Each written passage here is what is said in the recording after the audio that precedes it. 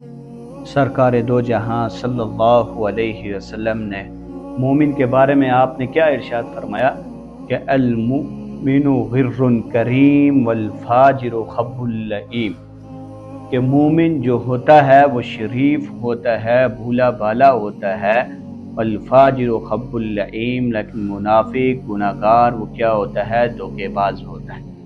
مومن اپنی آنے والی زندگی، موت کے بعد آنے والی دائمی زندگی کو سامنے رکھ کر وہ ہر ایک کے ساتھ حسن ظن رکھتا ہے، وہ ہر ایک کے ساتھ اچھا معاملہ رکھتا ہے۔ اس وجہ سے لوگ کیا کرتے ہیں؟ اسے دھوکہ دیتے ہیں۔ وہ سمجھتے ہیں، لوگ سمجھتے ہیں کہ اس کو کچھ پتہ نہیں، لیکن اس کو پتہ ہوتا ہے، اس کو سب کچھ حقیقت جانتا ہے، لیکن وہ رب کے احکام کے مطابق زندگی گزارتے ہوئے لوگوں کی برائیوں پر بھی ان کو کیا کر دیتا ہے؟ ان کو معاف کر دیتا ہے، اور اپنے آنے والی زندگی جو نہ ختم ہونے والی زندگی ہے اس کے بارے میں کیا کرتا ہے؟ سوچتا ہے، اور لوگوں کے ساتھ حسن ظن رکھتا ہے۔ کوئی اس کے ساتھ برائی کرے تو تب بھی اس کے ساتھ وہ کیا کرتا ہے؟ اچھائی کرتا ہے۔ اور فاجر الفاجر خب اللئیم، اور گناہگار منافق وہ کیا کرتا ہے؟ وہ بولا بالا نہیں ہوتا، وہ کیا ہوتا ہے؟ دھوکے باز ہوتا ہے۔ کسی کے پاس جاتا ہے تو اپنے مطلب کی بات کرتا ہے، اور کسی جب دوسرے کے پاس جاتا ہے تو وہاں بھی اپنے مطلب کی بات کرتا ہے۔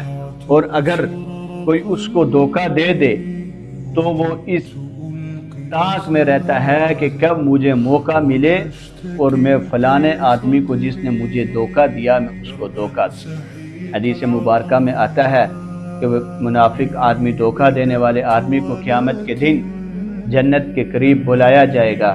جب وہ جنت کے قریب پہنچے گا تو اس سے پھر وہاں سے بھگا دیا جائے گا۔ کیوں؟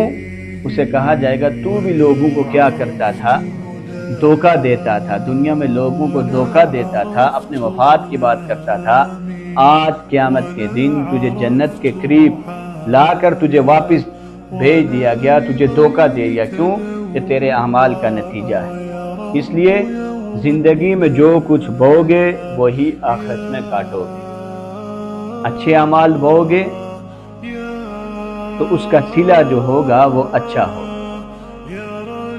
لوگوں کے غموں پر، لوگوں کے دکھ دینوں پر پریشان نہ ہو۔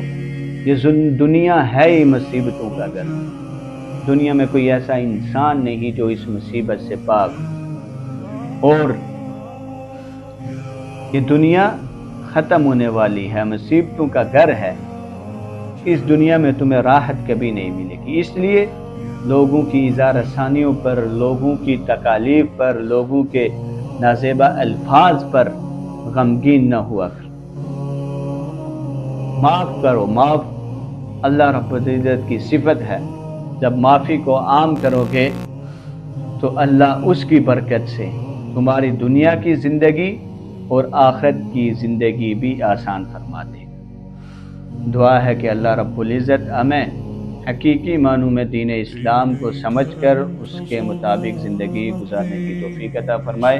وما علینا الا البلاغ المبین۔